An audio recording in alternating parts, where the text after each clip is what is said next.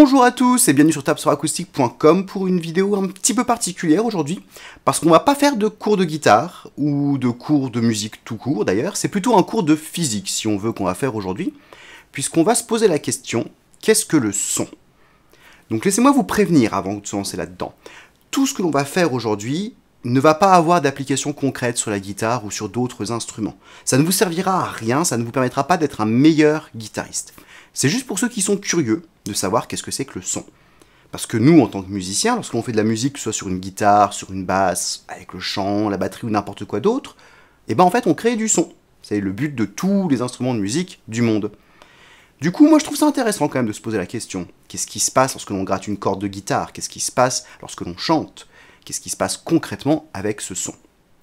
Donc on va voir les bases de ça aujourd'hui, mais c'est vraiment pour les curieux. Si ça vous intéresse pas, vous êtes tout à fait libre de ne pas apprendre ça. Ça ne vous pénalisera pas dans l'apprentissage de la guitare. Pour commencer, on va voir une petite définition du son en lui-même. On peut dire que c'est une vibration dans l'air. C'est une définition que beaucoup de gens utilisent, mais qui n'est pas très scientifique. Si on voulait être un petit peu plus précis, c'est pas vraiment une vibration, mais c'est plutôt un changement de pression. Et c'est pas que dans l'air, c'est dans n'importe quel fluide, gaz, etc. que l'on peut retrouver du son. Pour visualiser un petit peu ce qui se passe, c'est intéressant d'imaginer un étang, un bel étang d'eau. Ou si vous n'avez pas une assez grosse imagination, imaginez une baignoire avec de l'eau dedans. Vous avez la surface de l'eau qui est toute plate, et si vous lâchez un caillou plus ou moins gros dedans, vous allez avoir des petites vagues qui vont se disperser sur toute la surface de l'étang. Le son, c'est exactement ça qui se passe, mais en 3D, dans l'espace. Au lieu d'avoir des vagues sur un plan, comme ça, on a une sphère de vagues, si on veut, qui se déplace en partant de la bouche, en partant de la guitare, de votre instrument, pour remplir l'espace, jusqu'au moment où ça va venir toucher une oreille que vous allez entendre. Voilà. Cette vague qui se propage dans l'espace, c'est en fait ce que l'on va appeler une onde. Et le but du cours d'aujourd'hui, c'est d'apprendre un petit peu de vocabulaire pour comprendre comment est-ce que l'on peut définir et quantifier une onde pour savoir ce qui se passe physiquement lorsque l'on produit du son. Et pour commencer, je vais vous montrer une représentation d'une onde qui ressemble à ça, ce que l'on appelle une forme d'onde. En l'occurrence, il s'agit d'une onde sinusoïdale. Vous n'êtes absolument pas obligé de retenir ce nom, mais sachez que c'est assez proche de ce que vous aurez lorsque vous sifflez. Lorsque vous sifflez avec votre bouche, vous produirez une onde qui est très très proche de ce que vous voyez là.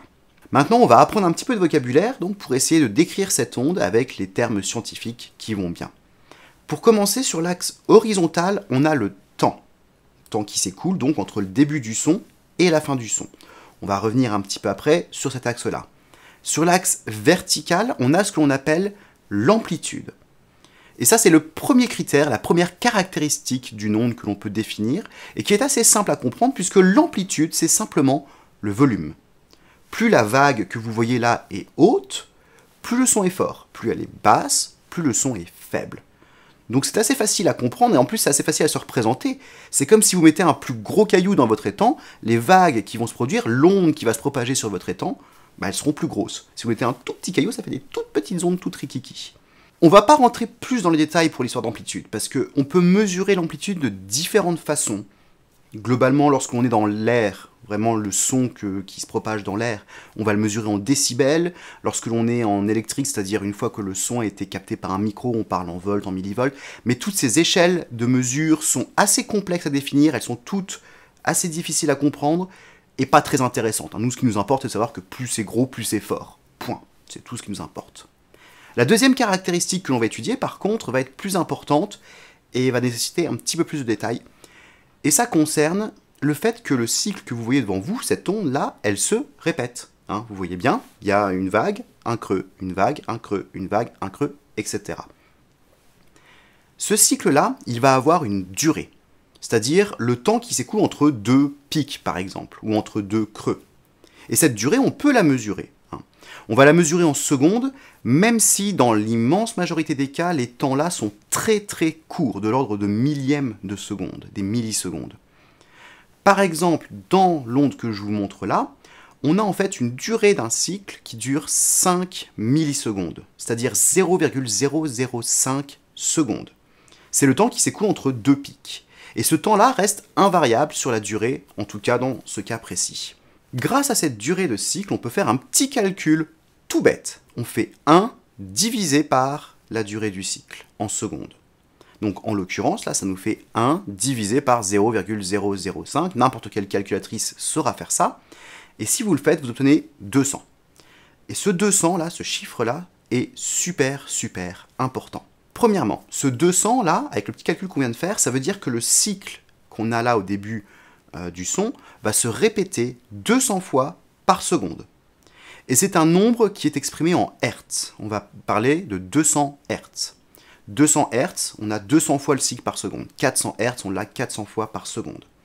Et ça représente ce que l'on appelle la fréquence, à quelle vitesse le cycle se répète. Et cette fréquence-là va nous donner la hauteur de la note que l'on va entendre, ou du son que l'on entend, pour savoir si c'est plus ou moins aigu ou grave. La règle, elle est toute simple. Si la durée du cycle est très courte, alors la fréquence est élevée, le son va être aigu. Si à l'inverse, la durée du cycle est très longue, alors la fréquence va être basse et le son va être grave. Ça, c'est ce qui va donc nous permettre de distinguer des notes qui sont aiguës ou graves. Entre votre corde demi-grave et votre corde demi-aiguë, vous avez une fréquence plus élevée pour la corde demi-aiguë et une fréquence plus grave pour la corde demi-grave. Pour vous donner un petit peu de contexte, sachez que l'oreille humaine, on peut dire que grosso modo, elle perçoit des sons entre 20 Hz et 20 000 Hz. C'est pas une limite très fixe, ça varie beaucoup avec l'âge, suivant la condition de votre oreille et pas mal d'autres facteurs, mais c'est en gros l'étendue de l'oreille humaine, de 20 Hz à 20 000 Hz. Donc 20 000 Hz, c'est des sons super aigus, 20 Hz, c'est des sons super graves. Juste pour vous faire un petit exemple en image, je vous montre deux formes d'ondes. Elles ont la même amplitude, mais elles n'ont pas la même fréquence. On voit bien que sur celle du haut, la durée du cycle est plus longue, donc la fréquence est plus basse, donc le son va être plus grave. Alors que sur l'onde du bas, le cycle est plus court, donc la fréquence est plus élevée, et donc le son est plus aigu. En l'occurrence, sur la forme d'onde du haut, on a toujours notre 200 Hz de tout à l'heure, donc 5 millisecondes entre chaque cycle. Sur celle du bas, on a une fréquence de 440 Hz, donc le cycle se répète 440 fois par seconde, ce qui équivaut à environ 2,27 millisecondes par cycle. Donc ça, c'est la fréquence. Le petit calcul 1 divisé par la durée du cycle n'est pas très compliqué, mais vous n'êtes même pas obligé de le retenir parce qu'en musique, on s'intéresse toujours à la fréquence en Hertz, à part dans de très rares exceptions lorsque l'on fait un peu de mixage ou des choses comme ça, où là, on peut s'intéresser à la durée du cycle en millisecondes. Dans l'immense majorité des cas, tout ce qui vous intéresse, c'est la fréquence en Hertz. C'est tout ce dont vous avez besoin. Mais il reste une troisième caractéristique du son à étudier, et pour ça, je vais vous poser une petite question avant de vous donner la réponse à cette question. Si je prends une note de piano, celle-ci a une amplitude, donc un volume, et une fréquence. En l'occurrence, c'est un La qui est à la fréquence de 440 Hz. Si je vous joue cette même note, donc la même fréquence, avec la même amplitude à la guitare, ça donne ça. Donc j'ai une note de piano, et j'ai la même note à la guitare. Et pourtant, on entend bien avec nos oreilles à nous que c'est pas la même chose, c'est pas le même son, il y a une différence entre les deux. Alors d'où vient cette différence? Eh bien je vais vous montrer les deux formes d'ondes des deux sons que je viens de vous jouer pour que vous puissiez voir le résultat vous-même. En haut, on a le piano, en bas, la guitare. On voit bien que dans les deux cas, on a un cycle qui est de même durée. On a bien la même fréquence de 440 Hz. On voit bien aussi que dans les deux cas, on a la même amplitude. Les pics et les vallées, on va dire, sont aussi hauts dans les deux cas. Ce qui change, c'est la forme d'onde. Ce n'est plus une bête sinusoïde qui est toute régulière comme ça. Il y a plein de petites choses qui se passent au niveau de cette forme d'onde. Ça, c'est ce que l'on va appeler en musique le timbre. Chaque instrument va avoir son propre timbre, sa propre forme d'onde qui lui est caractéristique. Et je dis bien chaque instrument, pas chaque famille d'instruments. Ça veut dire que chaque guitare va avoir un timbre, une forme d'onde qui est différent de toutes les autres guitares du monde. Alors évidemment, les guitares ont des formes d'onde qui sont très proches, c'est pour ça qu'on les reconnaît en tant que guitare et qui sont très différents du piano, mais chaque instrument individuel a sa propre forme d'onde qui lui est unique. C'est un peu comme une empreinte digitale où l'ADN c'est unique à chacun. Au passage, puisqu'on parle de timbre, sachez aussi que c'est ça qui nous permet de reconnaître la voix de quelqu'un qu'on connaît. Chaque personne a une voix avec un timbre qui lui est propre, et c'est comme ça qu'on peut reconnaître les gens juste par leur voix.